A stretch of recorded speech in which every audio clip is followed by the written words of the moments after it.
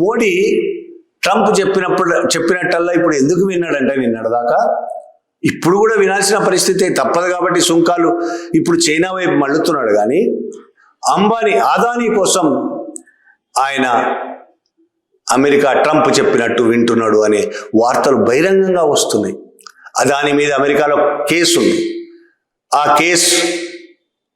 ఆ కేసు నుంచి తప్పించడం కోసం, అదానీని కేసు నుంచి తప్పించడం కోసమే నరేంద్ర మోడీ అమెరికా వెళ్ళాడు. కేసు పెట్టిన కొద్ది రోజులకి అమెరికా వెళ్ళాడు. ట్రంప్తో చర్చలు జరిపాడు. ఏం జరిగాయి? బహిరంగ చర్చలు కాదు కాబట్టి లోపల ఏం జరిగాయో తెలియదు. వెంటనే ఆ కేసు లేకుండా చేయడం కోసం ట్రంప్ చట్టాన్నే మార్చిపడేశాడు. ఆ కేసు పోయింది అదానీ మీద. వెంటనే అదానీ మీద కేసు పోగానే భారతదేశం అమెరికాకు అనుకూలమైన చాలా నిర్ణయాలు తీసుకుంది.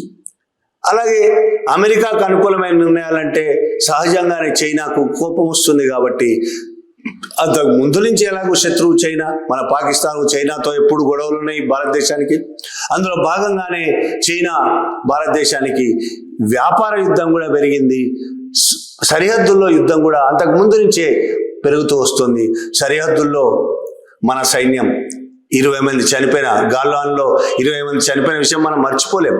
ఆ టైంలో మరి చైనా సైనికులు ఎంతమంది చనిపోయారు అనేది మనకు తెలియదు.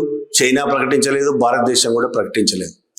20 మంది సైన్యం చనిపోయిన తర్వాత మనం చైనా మీద చేసిన ఒత్తిడి ఏంది అంటే కొన్ని యాప్లను బ్యాన్ చేశాం, అంతే, అంతకు మించి లేదు. ఇప్పటికీ చైనా వస్తువులను బహిష్కరించండి అని మోడీయే కాదు బీజేపీ నేతలంతా చెప్తూ ఉంటారు. కానీ చైనా వస్తువులను బహిష్కరించడం ఎందుకు?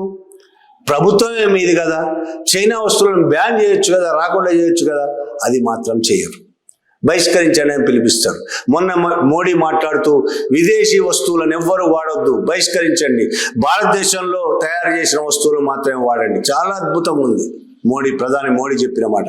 అవును, మన భారతదేశ చిన్న వ్యాపారాల నుంచి పెద్ద వ్యాపారాల దాకా మన వాళ్ళని మనం కాపాడుకోవాలి, మన రైతులను మనం కాపాడుకోవాలి, మన చిన్న వ్యాపారాలను మనం కాపాడుకోవాలి. కాబట్టి వాళ్ళు తయారు చేసిన వస్తువులే మనం కొనాలి.